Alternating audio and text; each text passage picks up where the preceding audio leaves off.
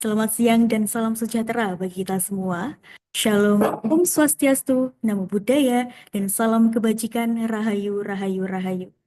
Saya ucapkan selamat datang kepada yang terhormat Rektor IAIN Kediri Bapak Dr. Wahidul Anam, MAG atau yang mewakili, Kepala BPS Kota Kediri Bapak Emil Wahyudiono SST MSI, Yudo Nidilom Firmansyah sebagai pemateri, seluruh Ketua Tim Pojok Statistik BPS seluruh Jawa Timur, serta seluruh Sivitas Akademi IAIN Diskominfo dan seluruh peserta webinar pada siang hari ini.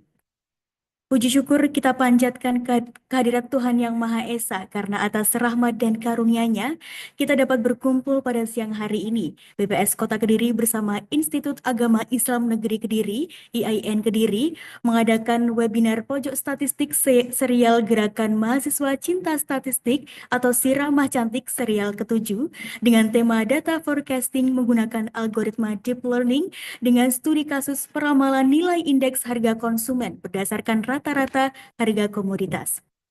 Nah, sebelum itu, tak lengkap apabila saya belum memperkenalkan diri terlebih dahulu.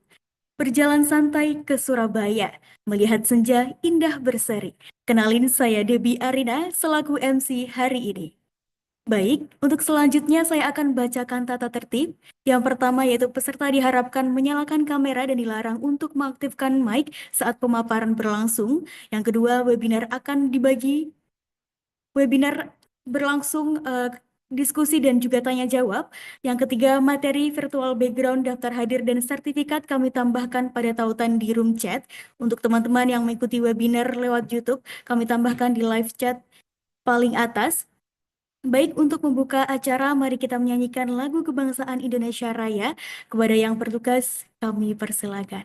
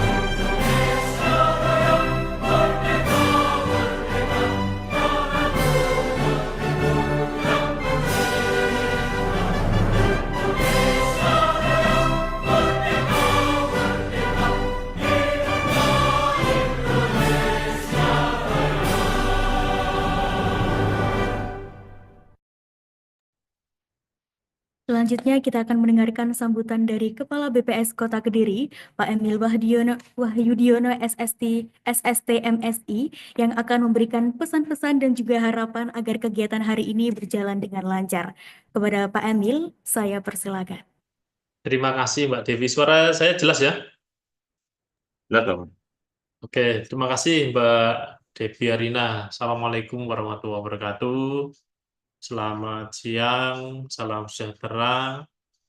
Yang saya hormati Bapak Rektor IAIN Kediri atau yang mewakili beserta Sivitas Akademika IAIN Kediri, juga rekan-rekan Bapak Ibu dari Fakultas Tarbiyah, Fakultas Ekonomi Bisnis Islam IAIN Kediri. Yang saya hormati Mas Yudo Nidom sebagai pemateri hari ini, Bapak Ibu tim pojok statistik dan seluruh yang hadir di sini yang tidak bisa saya sebutkan satu persatu. Bapak Ibu, alhamdulillah hari ini tentu kita patut panjatkan puji syukur kepada Allah Subhanahu wa taala, Tuhan Yang Maha Esa yang telah memberikan kita terus dapat diberikan sehat walafiat sehingga kita bisa hari ini bisa belajar lagi, kemudian kita mengerti, kemudian kita bisa mengaplikasikan. Harapannya semuanya dapat bermanfaat untuk kita sendiri, untuk keluarga maupun untuk masyarakat.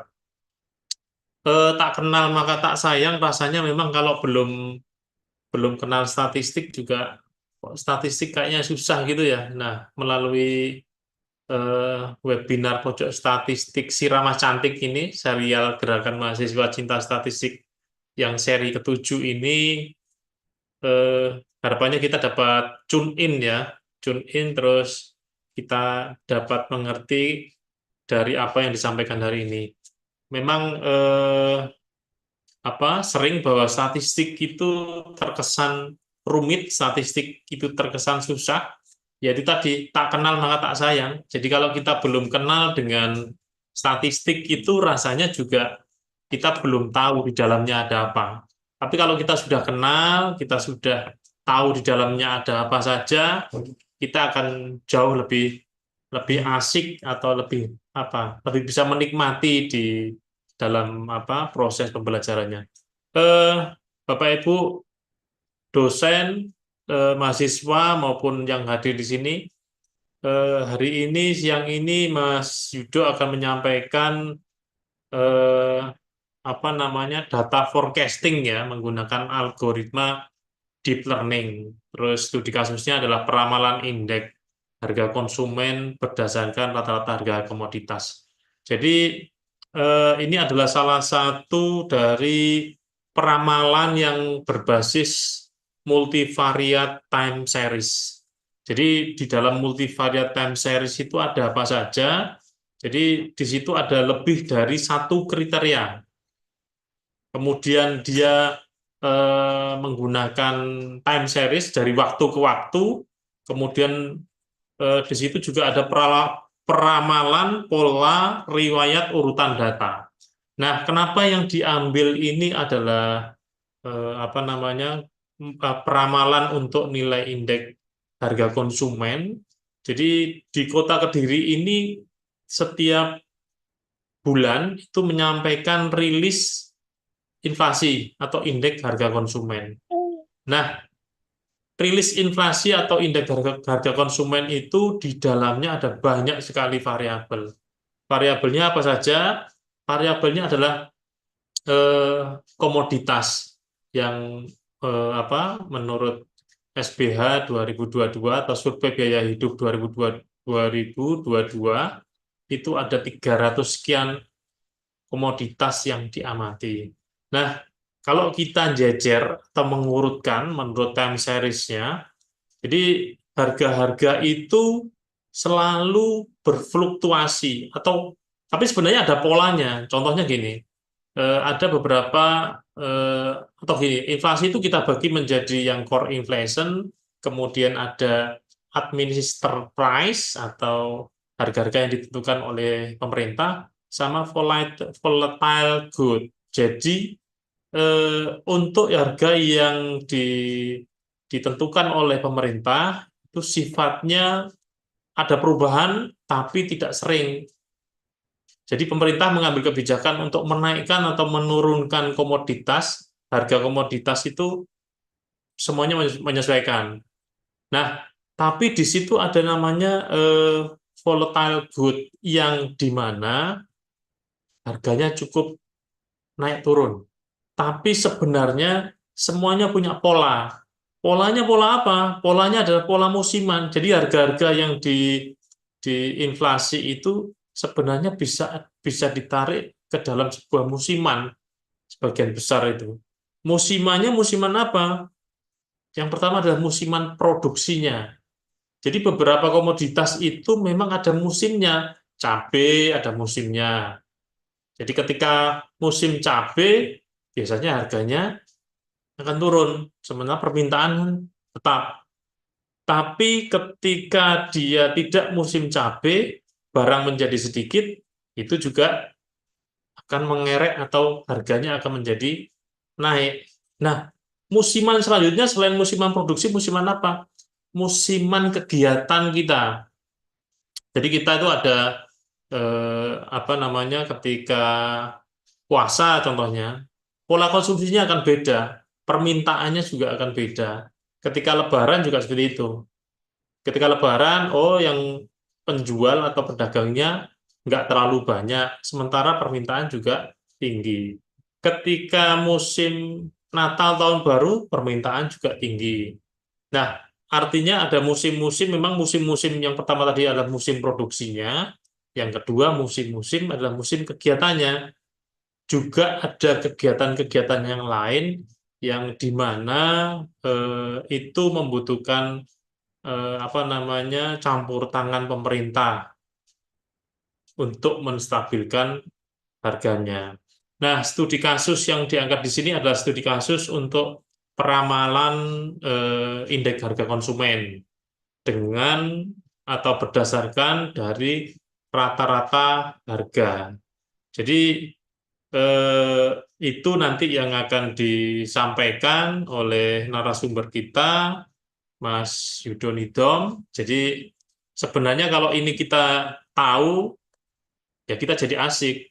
Jadi selain ini kan kebetulan studi kasusnya adalah nilai peramalan indeks harga konsumen. Sebenarnya bisa juga digunakan untuk hal-hal yang lain. Cuman catatannya adalah datanya butuh series, semakin seriesnya semakin panjang, mungkin dia akan data atau polanya akan ketemu, modelnya pun nanti juga akan semakin bagus. Jadi kalau forecasting itu yang di apa tujuannya yang lebih utama itu adalah bagaimana kita membuat peramalan atau forecasting itu dengan tingkat akurasi yang jauh lebih baik. Poinnya di situ.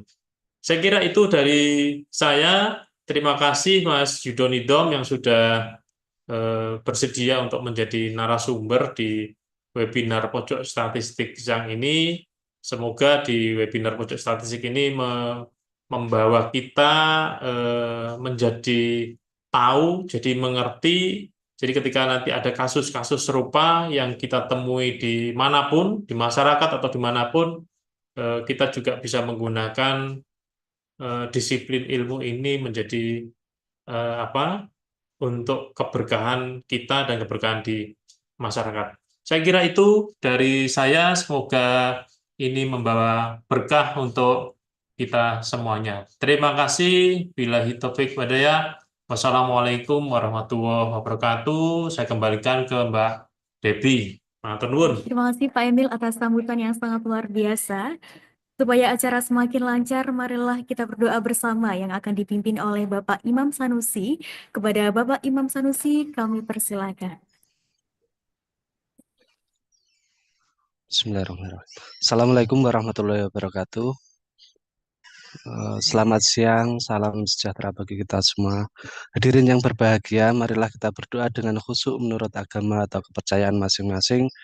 Pada kesempatan ini, izinkan saya untuk memandunya sesuai dengan tuntunan agama Islam. A'udzubillahi minasyaitonirrajim. Bismillahirrahmanirrahim. Allahumma sholli ala sayyidina Muhammad wa ala ali sayyidina Muhammad. Alhamdulillahirabbil alamin. Hamda syakirin, hamdan naimin, hamda yafi ni'ama wa yukafi mazidah. Ya Rabbana lakal hamdu kama yanbaghi li jalali wajhikal karimi azimi sultanik. Allahumma sholli wa sallim ala sayyidina Muhammad wa ala ali sayyidina Muhammad. Ya Allah, ya Tuhan kami bersyukur atas rahmat, nikmat, dan karunia-Mu, sebab Engkaulah kami bisa hadir di sini. Ya Allah, jadikanlah acara webinar kali ini sebagai majelis ilmu yang bermanfaat buat kami semua, baik sekarang dan di masa yang akan datang. Jadikanlah ilmunya bermanfaat bagi kami, orang di sekitar kami, masyarakat, bangsa, dan negara ini. Ya Allah, ya Rabbana, webinar ini ada untuk memperoleh ridho-Mu, maka berilah bimbingan, pengajaran, dan petunjuk kepada kami untuk menjalankannya sampai selesai. Atas ridho-Mu, kami mohon bantulah kami supaya acara ini bisa berjalan dengan lancar dan baik. Ya Allah, jadikanlah kami semua yang hadir di sini sebagai umat yang taat, umat yang manfaat, umat yang terus mengabdikan ilmu di jalan-Mu. Ya Allah, wahai Maha Pengampun dan Penolong, ampunilah dosa kami, dosa kedua orang tua kami, dosa guru-guru kami, dan dosa pendahulu kami. Tolong dan bantulah kami untuk menjadi penerus yang amanah, yang bisa memberikan dampak baik untuk bangsa dan negara ini. Ya Allah, hanya kepadamu kami memohon, kiranya Engkau selalu membersamai setiap langkah kami ke depan. Subhanaka la ilma lana illa ma'alamtana, innaka antal alimul hakim. Rabbana atina fid dunya hasanah wa fil akhirati hasanah wa qina adzabannar wa adkhilna jannata ma'al abrar ya aziz ya ghaffar ya rabbal alamin wa sallallahu ala sayyidina Muhammad wa ala alihi wa sahbihi wa baraka salam subhana rabbika rabbil izzati amma yasifun wa salamun alal mursalin walhamdulillahi rabbil alamin. Wassalamualaikum warahmatullahi wabarakatuh. Amin, amin, amin, ya Rabbal Alamin. Terima kasih kepada Bapak Imam Sanusi yang telah memimpin doa. Semoga acara ini berjalan dengan lancar hingga akhir. Baik teman-teman semua, sebelum kita lanjut, kita akan melakukan dokumentasi terlebih dahulu supaya kita bisa mengabadikan momen kita hari ini. Baik, kepada teman-teman dimohon untuk menyalakan kamera masing-masing. Dan saya juga persilahkan kepada panitia yang bertugas untuk dapat mendokumentasikan kita.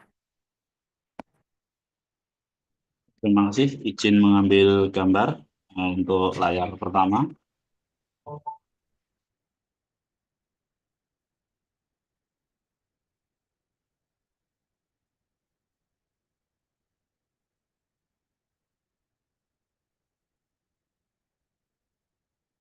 Berikutnya untuk layar kedua.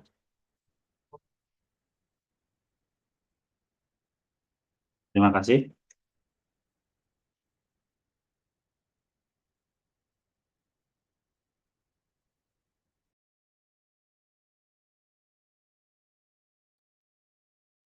Oke, baik, selanjutnya kami ingatkan kembali, bagi peserta dimohon untuk mengisi daftar hadir pada tautan yang dibagikan pada room chat, dan apabila ada pertanyaan, silakan diajukan setelah pemaparan selesai.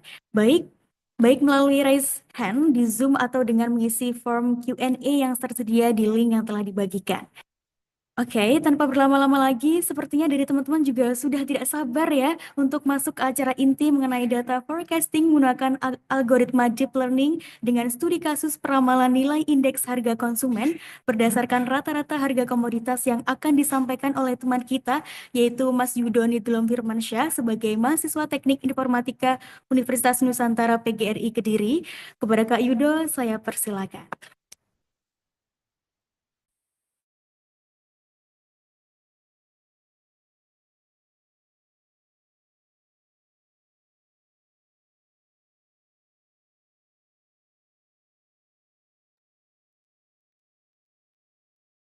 Yang kami hormati kepada Kepala BPS Kota Kediri, Bapak Emil Wahyudiono, SST, MSI. Yang kami hormati Dekan Fakultas Ekonomi Bisnis Islam, IAIN Kediri atau yang mewakili, dan Koordinator Pojok Statistik BPS Kota Kediri dan IAIN Kediri, serta para ASN BPS dimanapun Anda berada, dan teman-teman mahasiswa yang kami banggakan. Assalamualaikum warahmatullahi wabarakatuh. Terima kasih kami ucapkan karena telah diberi kesempatan untuk menyampaikan materi kami yang berjudul Data Forecasting menggunakan algoritma deep learning dengan studi kasus peramalan nilai indeks harga konsumen berdasarkan harga rata-rata komoditas. Jadi di sini teman-teman mohon diperhatikan karena materi ini PPT-nya akan sedikit, akan banyak penjelasan secara lisan. Jadi ketika kalian ingin bertanya, silakan ingin bertanya, silakan kalian mendengarkan secara berhati-hati. Jadi saya akan mulai materinya. Oke.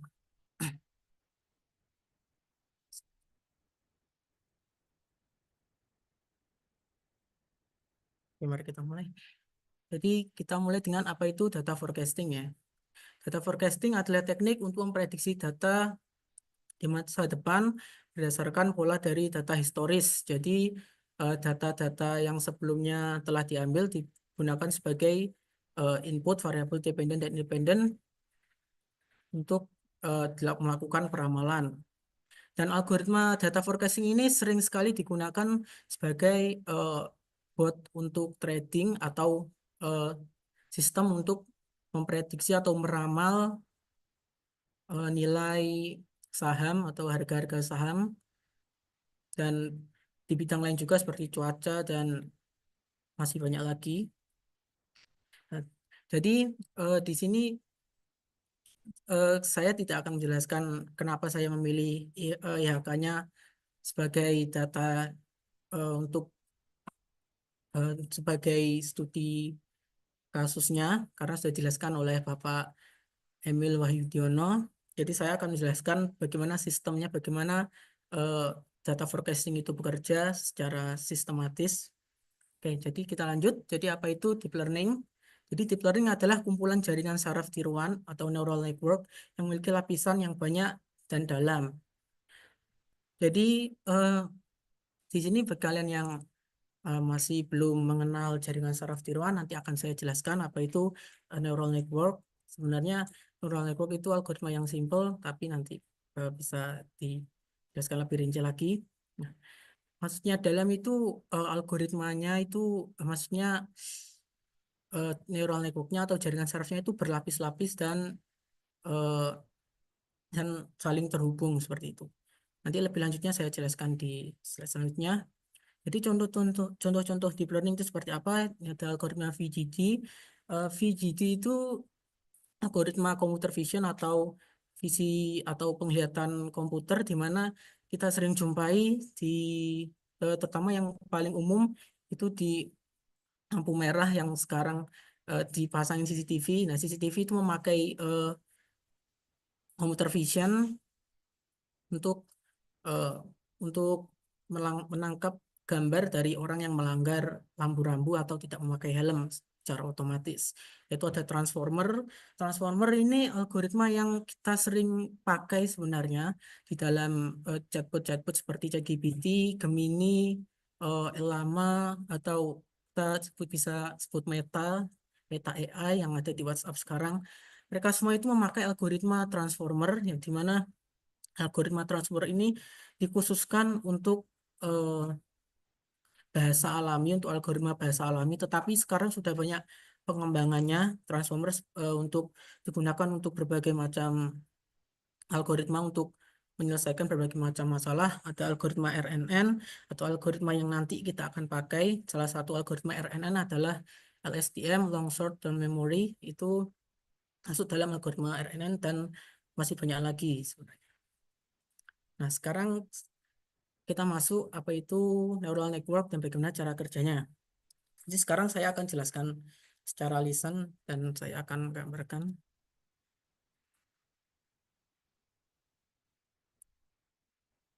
Oke, di sini saya sudah gambar eh, bagaimana contoh jaringan saraf tiruan. Kenapa disebut jaringan saraf tiruan? Karena jaringan saraf tiruan itu mengambil inspirasi dari jaringan saraf kita, jaringan saraf manusia kita itu kan memiliki eh, saraf-saraf yang saling terhubung untuk mengalirkan informasi ke berbagai macam anggota tubuh kita. Misal kita sedang melihat sebuah pohon. Nah, maka pohon itu akan ditangkap oleh mata kita sebagai gambar, lalu gambar tersebut dirubah sebagai sinyal, lalu dikirimkan melalui jaringan-jaringan saraf kita yang ada di tubuh kita, lalu sampai ke otak bagian belakang, karena otak yang bagian belakang sendiri bertugas untuk memproses gambar seperti itu. Nah, jaringan saraf juga seperti itu. Jadi jaringan saraf ini kan ada lingkaran-lingkaran ini. Nah, lingkaran ini bisa kita sebut sebagai neuron. Dan neuron ini di dalam neuron ini ada sebuah perhitungan matriks multiplikasi biasa, yang matriks multiplikasi yang basic, dan juga saling terhubung. Seperti contohnya seperti ini, saya contohkan perhitungannya. Misal kita mempunyai dua input ini misalkan kita inputnya dua input seperti ini. Nah, dan kita lihat di sini input yang selanjutnya ini ada 3 neuron. Nah, maksudnya ada 3 lingkaran atau 3 neuron ini bagaimana? Maksudnya kita akan merubah em, matriks ini atau vektor ini menjadi jumlahnya dari 2 itu menjadi 3. Jadi gimana caranya? Jadi caranya itu ada rumusnya seperti ini untuk menghitung neuronnya.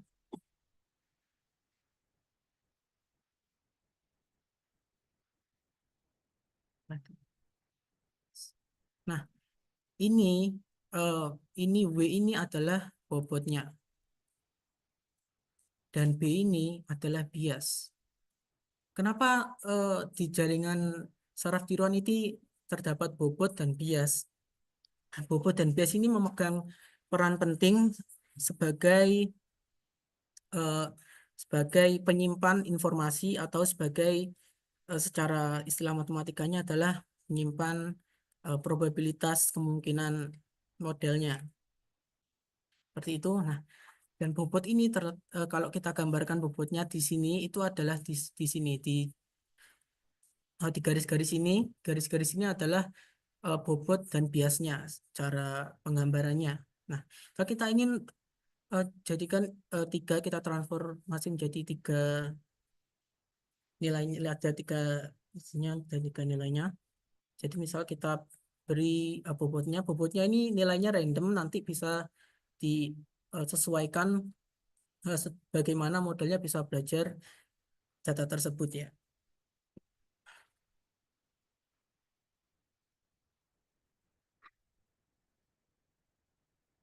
Nah, misal seperti ini, jadi tinggal kita salah, maaf, maaf ya.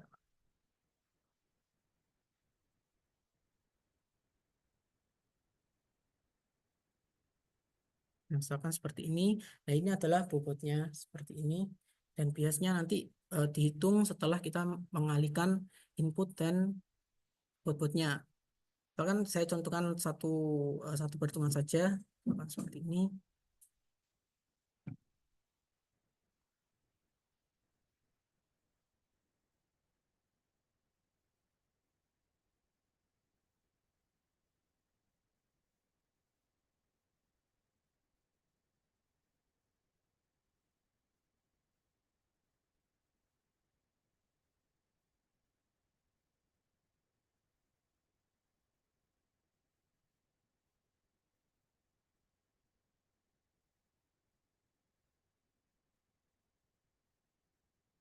Nah, misal di sini hasilnya adalah 0,10 atau 1. Nah, jadi di neuron yang sini ini adalah value-nya adalah 1. Dan seperti itu seterusnya cara perhitungannya. Nah, jaringan saraf ini adalah algoritma yang bisa belajar berbagai macam data selama data itu bisa dikonvert dalam bentuk tensor ataupun matriks ya. Nah, tensor itu adalah istilah lain dari matriks yang berdimensi-dimensi atau dimensinya lebih dari 3, lebih dari 2. Itu namanya disebut dengan tensor. Tapi jika tensornya itu hanya berbentuk vektor atau matriks, bisa juga disebut sebagai matriks berdasarkan jumlah dimensinya. Oke, selanjutnya di sini ada eh,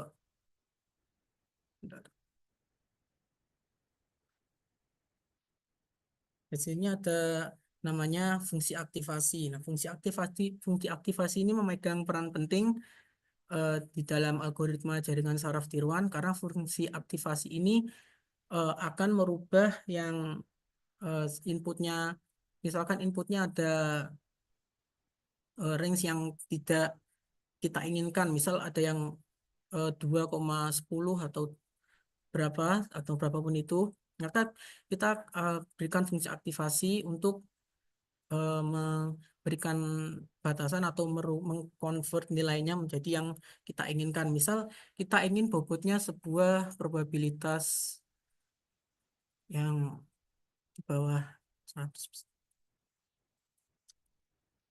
Jadi kita bisa memakai yang namanya sigmoid,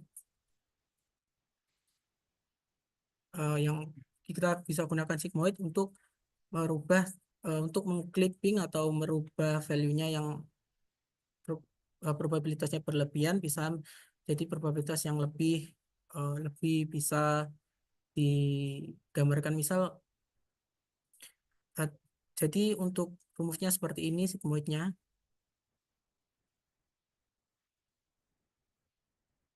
Nah, ini adalah rumus sigmoid di mana X ini adalah inputnya. Sebenarnya ada fungsi aktivasi lain yang eh, banyak fungsi aktivasi lain yang bisa kalian pakai berdasarkan kebutuhan kalian seperti relu, softmax, softmin, dan lain sebagainya. Ya, seperti itu. Jadi kita lanjut ke materi yang selanjutnya.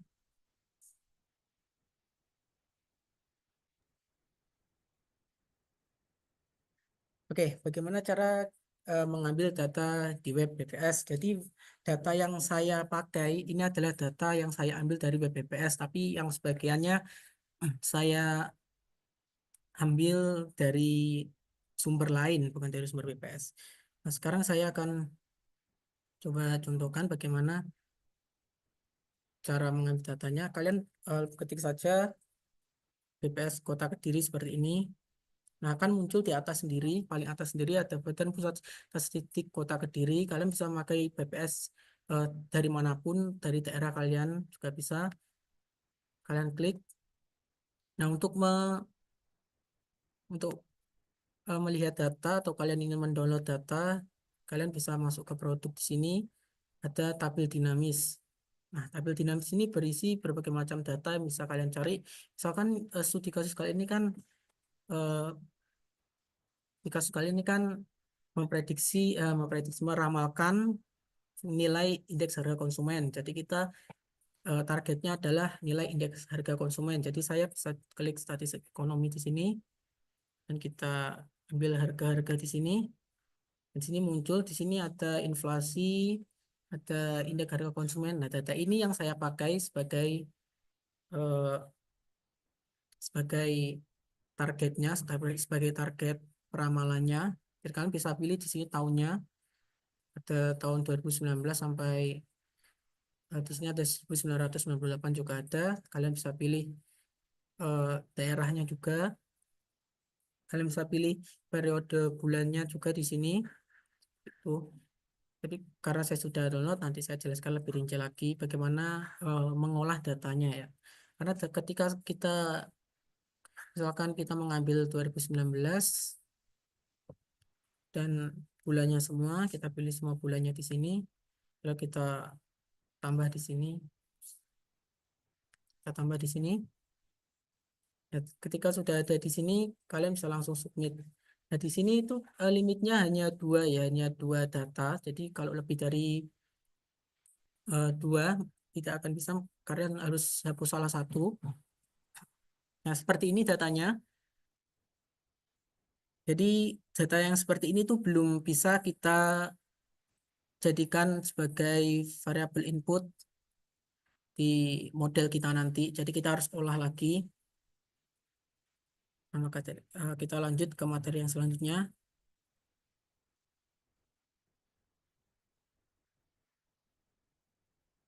Nah, kita masuk ke review programnya atau penyelesaian studi kasusnya.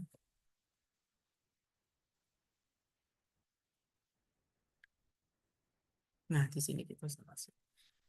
Jadi bagi kalian yang bukan backgroundnya dari anak TI, kalian bisa mendownload atau memakai Google Collaboratory di Google. Langsung kalian ketik aja Google Collaboratory, kalian login Google dulu, kalian nanti langsung bisa memakai Python di sana. Karena kalau kalian mendownload secara manual langsung di internal komputer kalian, itu akan makan waktu yang lama juga. Kalau kalian bukan backgroundnya dari anak TI, jadi kalian bisa langsung memakai Google Colab saja, sudah tersedia banyak sekali library yang bisa kalian pakai untuk menyelesaikan masalah-masalah yang tidak terlalu kompleks, tetapi ketika masalahnya sudah kompleks, nanti kalian harus berlangganan di sana. Jadi kalau untuk eh, untuk melakukan peramalan saja itu sudah cukup, tidak perlu memakai akun yang premium. Jadi di sini saya memakai Visual Studio Code, jadi Ini saya pakai di internal saya, tidak memakai Google Colabs. Dan di Google Colab dan di Visual Studio Code saya ini sama. Jadi kalian bisa ikutin atau kalian bisa import file Python saya ini ke Google Colab, nanti saya ajarkan bagaimana caranya. Nah, di sini yang belum tahu ini import ini apa. Import ini adalah sebuah eh, sebuah cara untuk kita mengambil sebuah library atau mengambil sebuah pustaka, mengambil sebuah sumber yang sumber nanti kita bisa gunakan untuk menyelesaikan masalahnya. Nah, import sini kita ambil eh, library-library yang kita butuhkan. Di sini ada Pandas. Pandas ini bisa kalian gunakan untuk mengolah data. Dan NumPy ini adalah library untuk matematika, untuk fisika matematika atau lain sebagainya bisa. NumPy ini pustaka yang ada rumus-rumusnya, sudah ada rumus tersedia seperti logaritma, cos, sin, pi. Di sini sudah tersedia di NumPy dan juga mendukung kecepatan multiplikasi matriks yang besar juga. Di sini ada Torch. Torch ini adalah library untuk neural network kita nanti, untuk model kita nanti, di mana Torch ini adalah framework yang banyak sekali dipakai oleh para peneliti algoritma yang menciptakan banyak algoritma itu memakai Torch untuk melakukan uji coba dan membangun arsitektur modelnya. Di sini ada NN, kita ambil dari Torch, yaitu NN. NN ini singkatan dari neural network yang nanti kita gunakan untuk membangun modelnya. Di sini ada scikit-learn di sini. Scikit-learn ini library yang sering dan banyak dipakai oleh oleh para data scientist atau para data analis untuk melakukan klasifikasi dan regresi atau forecasting juga bisa. Dan Scalar ini belum bisa dipakai untuk membuat sebuah arsitektur yang besar. Jadi di dalam scikit-learn ini masih algoritma-algoritma yang istilahnya algoritma machine learning yang lama, yang bukan modern seperti seperti AI sekarang ini masih algoritma yang udah lama. Jadi cocoknya digunakan untuk data analis atau regresi-regresi biasa. Tapi yang di sini scikit-learn juga menyediakan beberapa tools untuk melakukan data processing seperti train test split. Ini kita gunakan untuk men-splitting data atau membagi data yang kita gunakan untuk training dan data kita gunakan untuk testing. Dan di sini ada preprocessing, standard scaler. Di sini ada standard scaler dan min-max scaler. Ini standard scaler dan min-max scaler ini adalah fungsi dari scikit-learn yang dimana kita bisa gunakan untuk melakukan scaling kepada data kita. Misalkan data kita terlalu besar seperti ini. Contohnya data kita di sini ada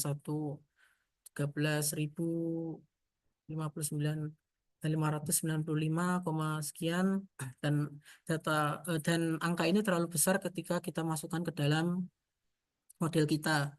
Jadi kita gunakan standard scaler atau min-max scaler untuk meng-scaling data dengan range yang lebih kecil agar model kita bisa mempelajari data tersebut.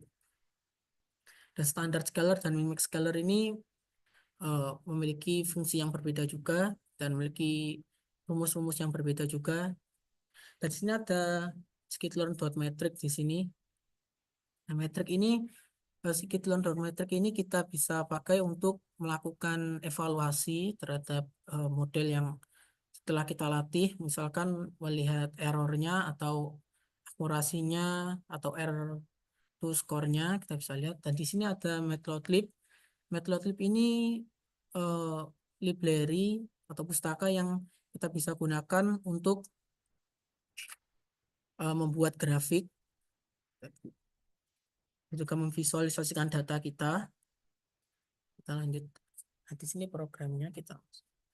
Di sini ada DT ini variabel di dalam Python itu variabelnya tuh kita cuman nulis saja, misalkan ini tidak harus DT, bisa kita tulis T1 atau lain sebagainya. Yang penting jangan sama dengan fungsi-fungsi yang sudah ada di dalam Python-nya. Misal kita tulis di sini list, ini tidak akan bisa karena list ini adalah library-nya punya Python. Jadi kita harus pakai nama variabel yang berbeda. Di sini kita gunakan PD. PD ini adalah alias dari pandas di sini. Nah, di sini kita panggil yaitu fungsi read Excel di sini, di mana fungsi read Excel ini digunakan untuk membaca data Excel. Jadi kita tidak perlu mengambilnya manual melalui looping. Jadi di pandas itu sudah tersedia fungsi yang kita bisa gunakan untuk mengambil datanya secara langsung. Nah, di sini ada drop columns ini untuk menghapus kolom yang kita tidak gunakan. Di sini drop columns nomor, jadi saya hapus nomornya karena nomornya tidak digunakan untuk input datanya nanti.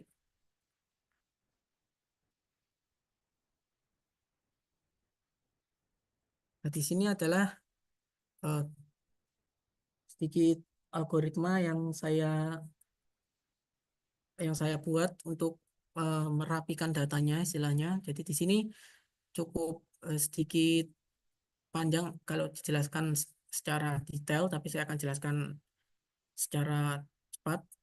Jadi di sini kalau kalian di sini ada yang backgroundnya IT, pasti kalian sudah tahu apa itu for dan range dan in dan append ini. Tapi yang kalian backgroundnya bukan non IT, saya jelaskan. Jadi for ini adalah algoritma loop atau algoritma perulangan yang ada di bahasa pemrograman. Bukan hanya di Python saja, di beberapa bahasa pemrograman lain itu ada for loop juga, tapi dengan cara yang berbeda-beda untuk menggunakannya. Nah, di Python ini cukup simpel. Python ini bahasa pemrograman yang simpel yang banyak digunakan oleh para saintis-saintis juga karena tergolong simpel, tergolong high, bahasa pemrogramannya tergolong high karena mudah digunakan, mudah dipelajari juga. Di sini saya gunakan perulangan untuk mengambil nama bulannya sebagai baris ya, dan saya ambil ini kolomnya, ini kolom yang ini. Nah, kolomnya yang sebelumnya kan ini adalah bulan dari. Nah, kolomnya ini kan sebelumnya adalah bulan atau informasi waktu dari data kita. Nah, dari informasi data waktu kita dari kolom ini kita bisa mengetahui berapa Januari itu ada apa saja, Februari itu ada apa saja. Nah, maka dari itu saya rubah kolomnya ini, kolom Januari, Februari, Maret, April ini menjadi barisnya, dan kolomnya saya ganti menggunakan nama-nama komoditasnya. Dan hasilnya seperti ini. Nanti kalian bisa coba sendiri. Saya share source code-nya nanti di GitHub. Nah, di sini hasilnya seperti ini. Jadi di sini ketutupannya sebentar. Hasilnya seperti ini. Jadi saya tambahkan juga IHK-nya yang saya bilang tadi. Data IHK-nya tadi sudah saya download dan saya saya ambil value-nya saja, saya ambil nilai-nilainya saja dan saya gunakan sebagai target untuk peramalannya. Dan sini tahunnya saya tentukan ini yaitu 2024 sampai 2025.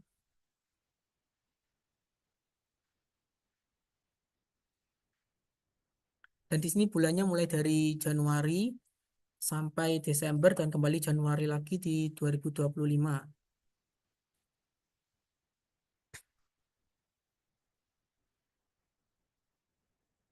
Nah, di sini saya periksa juga bagaimana korelasi antara kolom-kolomnya. Jadi ketika kita ingin melakukan prediksi atau peramalan, kita harus tahu bagaimana korelasi dari data independen-independennya. Jadi ketika data independennya itu kacau atau korelasinya itu tidak karuan, maka hasil prediksinya juga akan berpengaruh juga. Tapi sebenarnya di jaringan saraf tiruan ini, di deep learning ini, kita tidak perlu melakukan seleksi korelasi, jadi kita bisa langsung saja. Tapi di sini ada korelasi yang non, yang dimana korelasi tersebut eh, sangat rendah dan sangat jelek dan akan merusak peramalan dari model kita. Jadi kita melakukan seleksi dan ini hasil dari seleksinya. Jadi saya seleksi yang lebih dari 0,6, yang lebih dari 0,6. Jadi yang di bawah 0,6 tidak akan dijadikan sebagai variabel independen, akan dijadikan variabel yang dibuang. Nah, di sini yang korelasinya bagus ada tepung terigu, minyak goreng, bawang putih, tahu mentah, tempe, gula pasir, susu bubuk, bahan bakar rumah tangga, dan tanggal dan waktunya ya pastinya ya. Tahun, tanggal, dan pastinya variabel dependennya tidak boleh dihapus karena itu adalah targetnya. Jadi variabel independen itu adalah variabel yang bebas ya, yang tidak terikat dengan variabel yang lain. Jadi bebas, misalnya kita ganti ini, maka kalau kita eh, ganti value-nya tepung terigu ini, maka minyak goreng, bawang putih, dan tahu mentah itu tidak terpengaruh, dan itu namanya variabel independen. Dan variabel dependen itu variabel terikat, di mana ketika saya ganti value-nya tepung terigu di sini menjadi misal 0, maka variabel dependen atau IHK-nya ini akan berganti juga value-nya seperti itu. Nah, di sini saya lakukan scalar seperti yang saya beritahu sebelumnya. Di sini scalarnya saya memakai standar scalar untuk melakukan scaling agar datanya tidak terlalu besar ketika masuk ke dalam modelnya. Dan eh, per- karena perbedaan tipe data antara data di dalam PyTorch dan data array biasa, maka kita harus rubah datanya ke dalam bentuk tensor torch maksud saya. Nah, caranya kalian tinggal pakai torch yang tadi, kalian import dulu torchnya tadi, lalu kalian masukkan variabelnya ke dalam tensor, ke fungsi tensor ini, maka data yang semulanya misal list atau array bisa dirubah menjadi data tensor yang saya kasih tahu sebelumnya. Dan di sini cara menggunakannya seperti ini, kalian bisa coba juga sendiri di sini.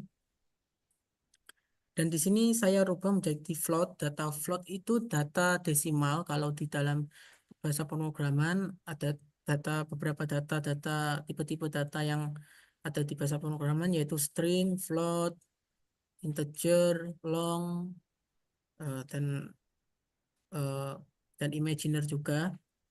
Nah, tapi di sini kita memakai data float karena scaling, hasil scaling itu pasti range-nya tidak lebih tidak lebih besar daripada eh, data yang setelah di scaling. Jadi kita bentuk dalam bentuk float, dalam bentuk desimal. Setelah itu kita juga lakukan scaling terhadap targetnya. Nah, di sini kalau kalian lihat di sini hasil dari scaling menggunakan Micmac scaler untuk targetnya atau variabel dependennya itu -1. Semuanya -1 ini dikarenakan eh, tren dari IHK-nya, bisa kalian lihat di sini, itu eh, perubahannya dari waktu ke waktu itu hanya sedikit, hanya di bawah 0. Jadi ketika kita lakukan scaling, maka value-nya akan sama Nah, sebenarnya ini ketika saya tidak berikan batasan, hasilnya akan 0 semua dan itu tidak masuk akal. Jadi saya beri future rank di sini -1, 0 ini agar menjadi -1 dan ada value-nya lah setidaknya seperti itu. Dan seperti biasa saya masukkan ke dalam tensor, tensor.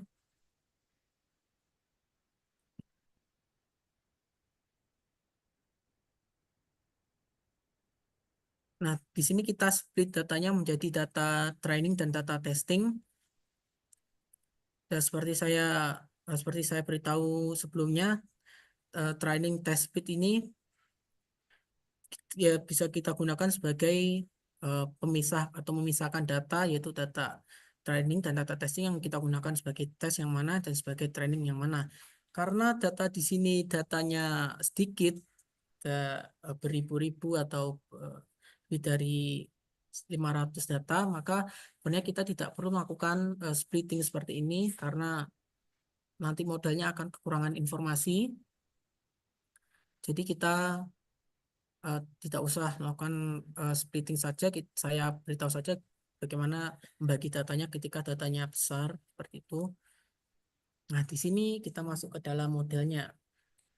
Nah, kita memakai model algoritma RNN. Salah satu algoritma RNN adalah LSTM. Nah, LSTM ini saya jelaskan, saya gambarkan sebentar.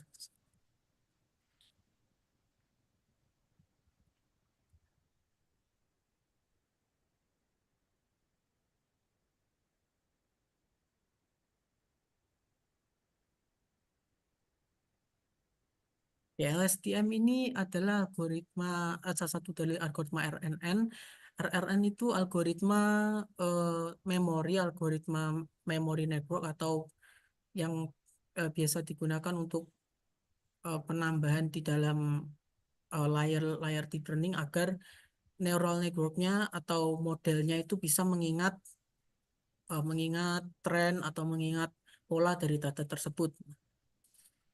Jadi saya akan jelaskan bagaimana itu algoritma LSTM.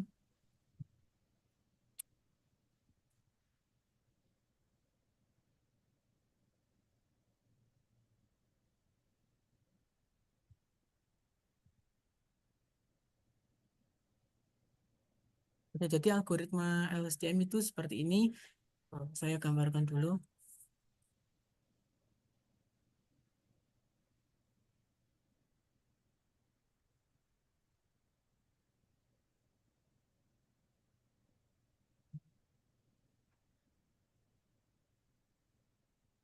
Mohon maaf jika kalau gambar saya jelek. Oke, jadi di sini kotak ini adalah selnya, sel dari LSTM. LSTM itu eh, mempunyai bagian yaitu namanya sel yang digunakan untuk memproses datanya. Nah, di sini selnya ini memiliki eh, memiliki sebuah eh, matriks yang namanya hidden state atau state yang tersembunyi, di mana hidden state inilah yang membuat modelnya itu bisa mengingat data-data yang masuk atau mengingat pola-pola data yang masuk. Nanti saya gambarkan.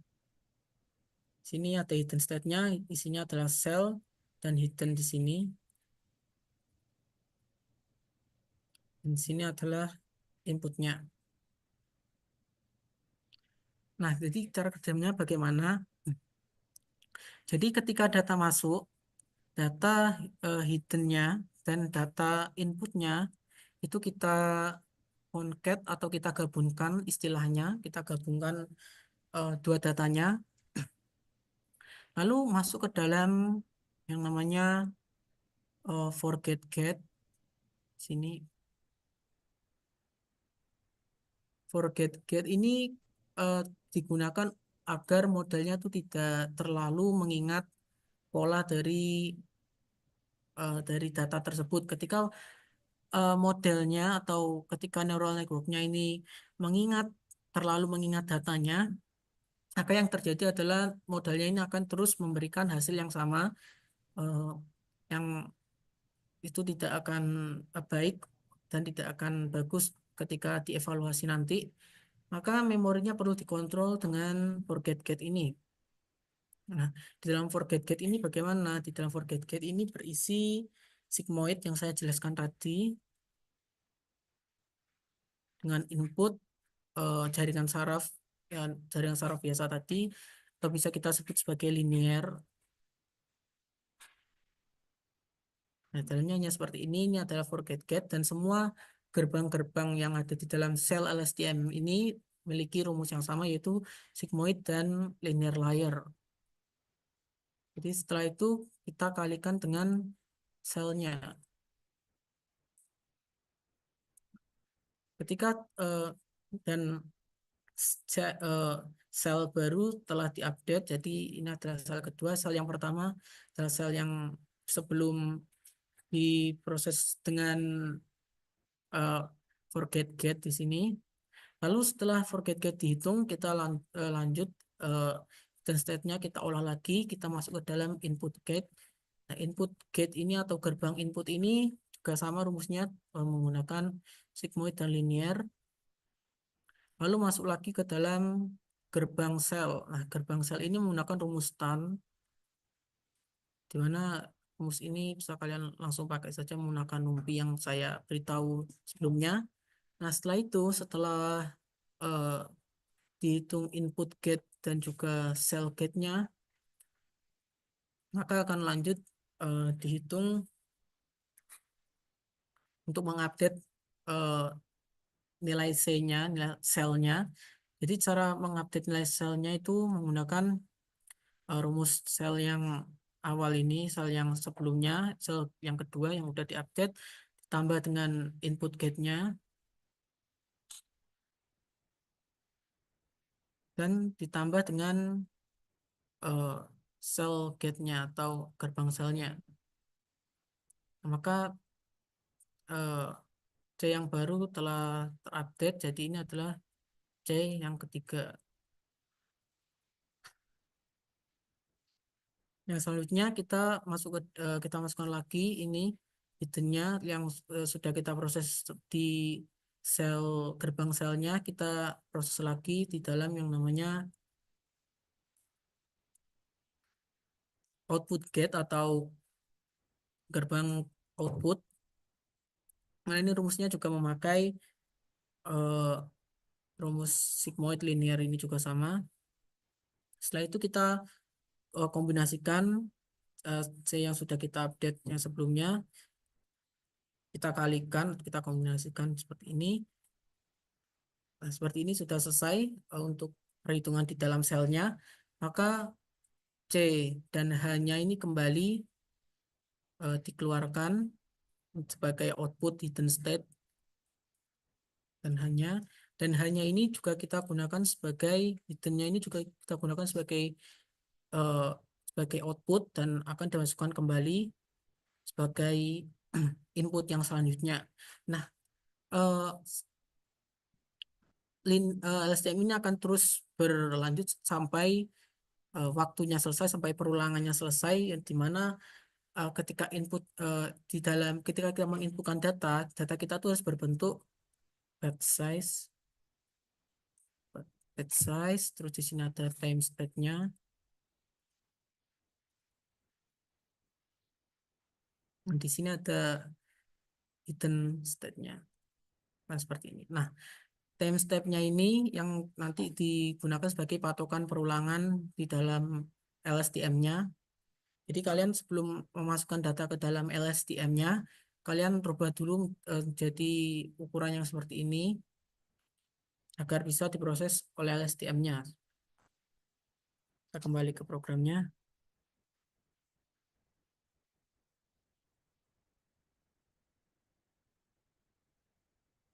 Di sini LSTM-nya sudah disediakan oleh PyTorch-nya, jadi kita tinggal memakai saja. Itu jika tinggal memakai NN tadi, neural network tadi, terus kita kasih dot, nanti muncul LSTM di sini, kalian klik saja. Terus kan di sini isi parameternya, yaitu ada input size. Input size ini adalah hidden kalian berapa, jadi kalian harus memasukkan inputnya. sesuai dengan hidden di dalam data kalian. 250 ini adalah outputnya atau hiddennya, nanti hidden atau outputnya, ukuran outputnya. Jadi outputnya saya pilih 250 data dan dan 5 ini adalah layer atau berapa LSTM yang ada di dalam, berapa sel yang ada di dalam LSTM-nya, seperti itu. Di sini ada dropout. Dropout ini adalah algoritma atau salah satu bagian dari jaringan saraf tiruan atau neural network tadi yang digunakan untuk menyeleksi neural network atau menyeleksi modelnya yang nanti bisa bermanfaat untuk membuat modelnya belajar memberikan bobot baru atau pengetahuan baru. Dan di sini ada linear yang saya contohkan tadi menggunakan matrix multiplication sebelumnya. Dan di sini ketika kalian membuat model, kalian bisa masukkan ke dalam kelas. Nah, kelas ini kalau anak TI pasti tahu OOP ya, Object Oriented Programming. Kelas itu bagaimana dan fungsinya apa, tetapi yang dari background TI yang bukan dari background TI saya jelaskan secara singkat. Semoga bisa dimengerti. Nah, kelas ini kita bisa gunakan untuk beberapa kegunaan, untuk menyimpan data juga bisa, untuk menyimpan fungsi-fungsi juga bisa seperti ini. Ada init ini dan ada forward juga. Nah, di sini seperti yang saya beritahu tadi, ada hidden state dan ada shell state-nya. Ada hidden state dan shell. Nah, sebelum kita menggunakan LSTM, kita kita istilahnya kita definisikan dulu berapa H-nya dan berapa C-nya dan atau sel-nya. Kita gunakan matriks zeros terlebih dahulu, kita kosongkan terlebih dahulu value dari hidden dan cell dalam hidden state-nya.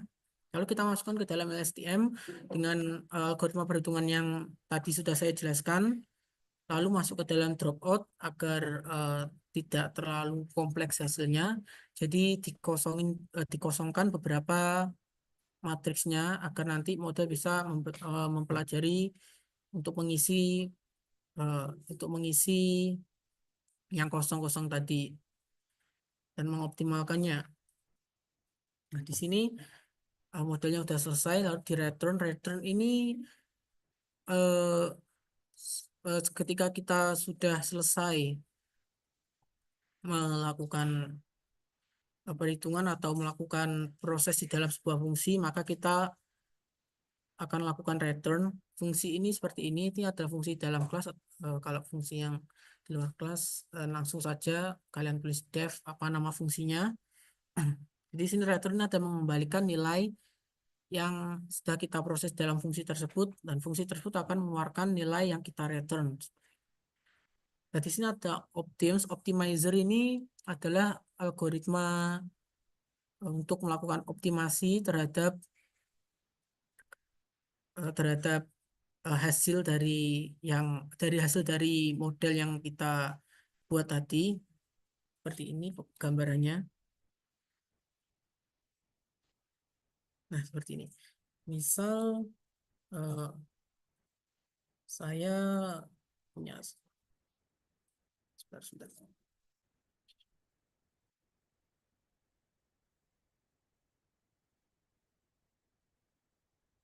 Di sini kita saya punya jaringan saraf di sini.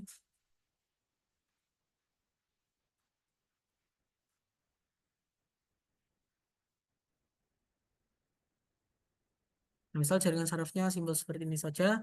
Nah, outputnya ini kan tadi menghasilkan sebuah probabilitas. Nah, probabilitas ini acak, probabilitas itu pasti acak, tidak menentu. Nah, kita bisa mengatur atau manipulasi probabilitasnya menggunakan yang namanya optimizer.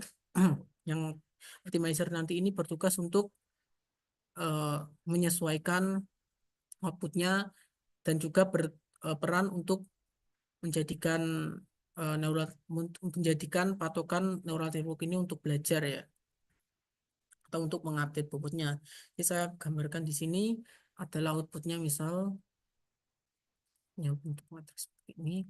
Nah, outputnya ini akan masuk ke dalam fungsi loss terlebih dahulu.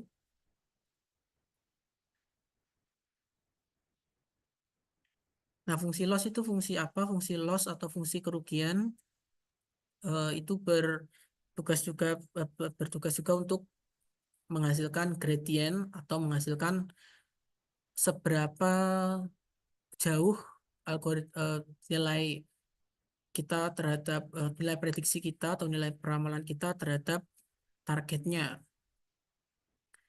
Dan selisih tersebut adalah gradient yang akan kita gunakan untuk fungsi optimasi.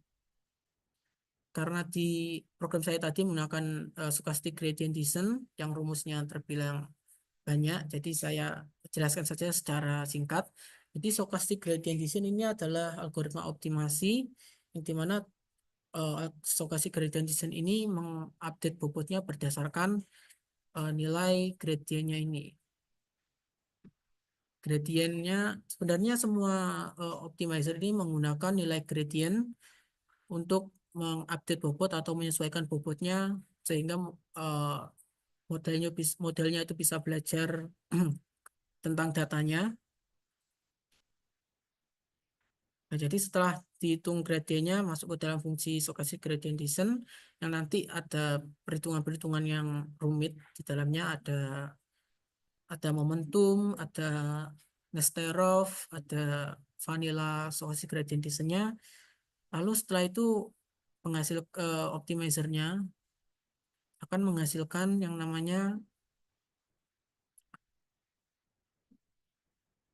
bobot dan bias, tergantung apa yang gradient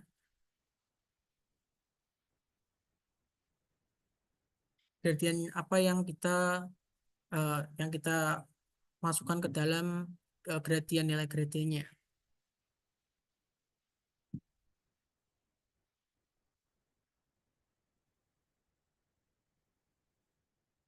Nah, kita lanjut.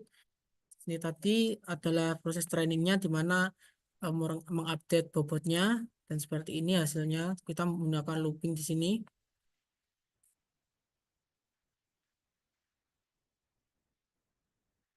Nah, di sini kita melakukan evaluasi terhadap modelnya. Nah, di sini kita menggunakan mean square error untuk mengevaluasi modelnya, di mana modelnya ini setelah kita evaluasi ternyata hasilnya bagus. Errornya itu 0,5 sekian negatif 0,5, dan ini udah termasuk value yang rendah sekali, dan R score-nya itu 0,9 yang terbilang akurasinya bagus. Dan di sini adalah penggunaan matplotlib-nya sebagai visualisasi hasil dari ramalannya, dan bisa dilihat di sini prediksi dan IHK-nya menyatu, dan ini sebenarnya terlalu berlebihan atau yang bisa disebut sebagai overfitting terhadap datanya. Jadi kalian bisa menggunakan data lain, tidak harus data ini, kalian bisa pakai misalkan data saham atau lain sebagainya.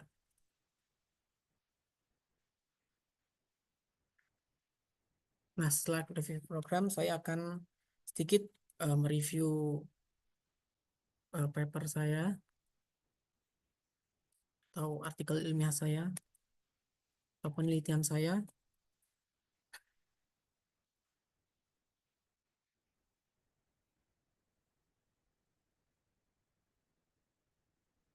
Nah, di GitHub saya, di sini kalian bisa cari di GitHub, yaitu Crystalscape ini adalah username GitHub saya.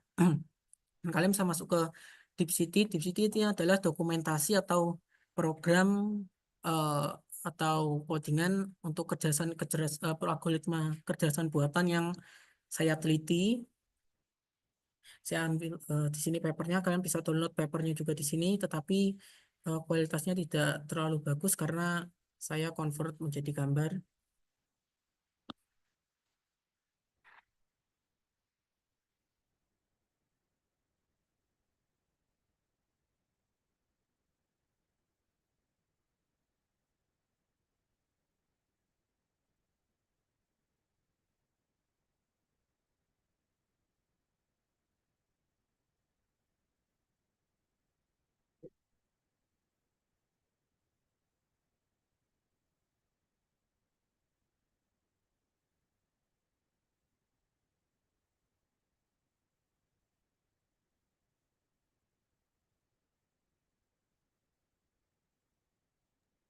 Assalamualaikum warahmatullahi wabarakatuh. Nderek tangklet.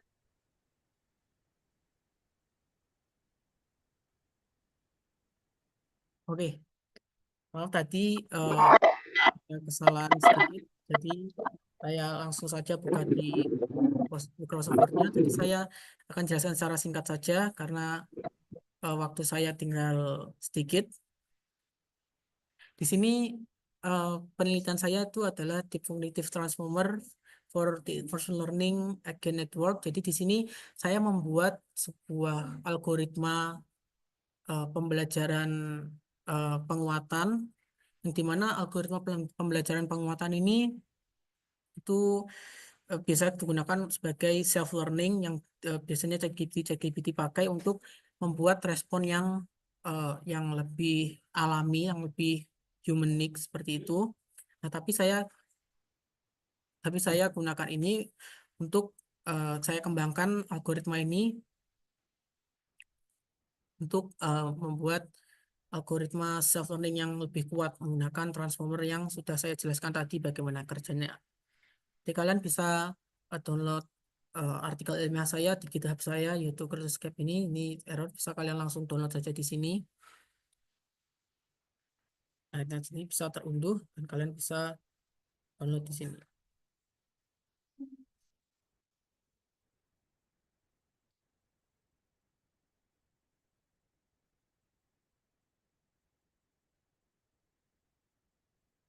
Dan seperti itu materi dari saya. Terima kasih sudah berpartisipasi mendengarkan materi yang saya sampaikan. Assalamualaikum warahmatullahi wabarakatuh.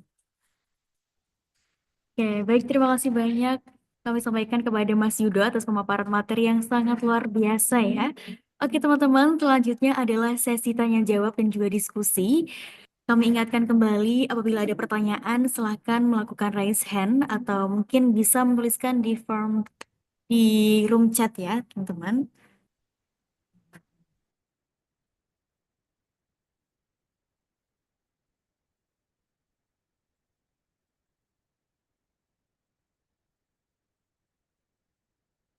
Mungkin silakan ditanyakan ya, karena di sini mumpung ada Mas Yudo, jadi nanti biar bisa dijelaskan dengan jelas.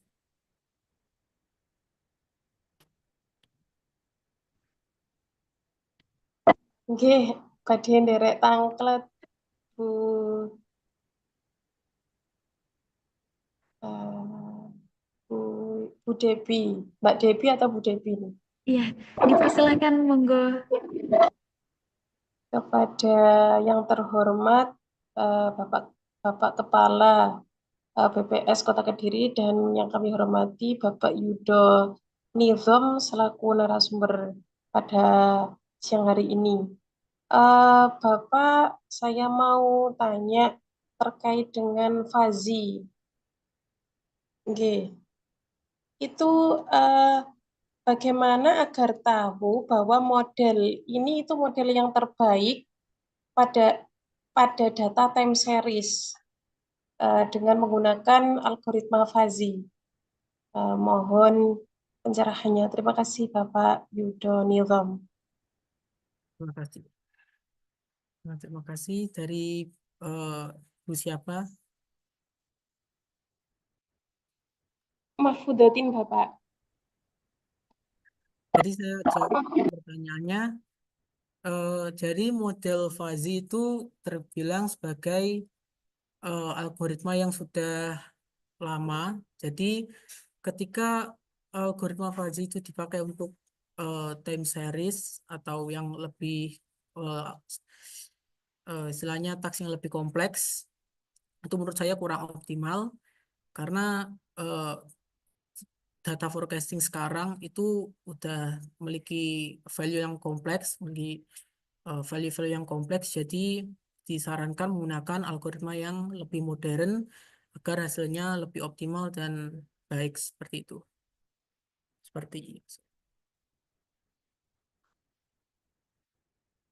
Oke, baik, terima kasih Bapak Yudo Nizam. Oke. Sama-sama. Devi, nggih. Oke, baik, terima kasih atas pertanyaan dan juga jawabannya. Dari teman-teman semuanya, apakah masih ada pertanyaan? Silakan melakukan raise hand dan juga kalau perlu mungkin bisa dituliskan di room chat ya.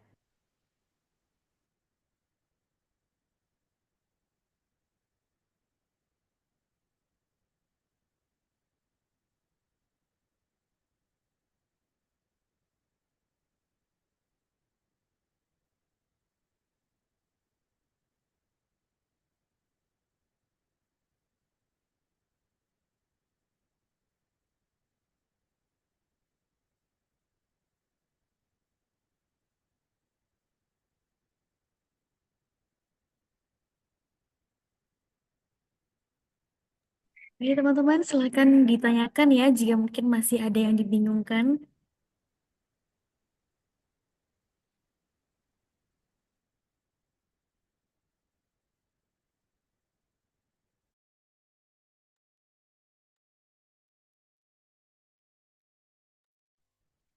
Baik, mungkin jika tidak ada pertanyaan lagi, maka kegiatan akan ditutup. Namun izinkan saya untuk berpantun dulu ya. Beli buku kosong isinya, ada pensil hitam warnanya. Terima kasih atas ilmu barunya. Sampai bertemu di sesi berikutnya. Demikian webinar Badan Pusat Statistik Kota Kediri hari ini. Semoga ilmu yang disampaikan kali ini bermanfaat bagi kita semua. Dan nantikan webinar Badan Pusat Statistik Kota Kediri berikutnya. Saya Debbie Arina, selaku MC pamit undur diri. Selamat siang. Wassalamualaikum warahmatullahi wabarakatuh. Waalaikumsalam. Waalaikumsalam.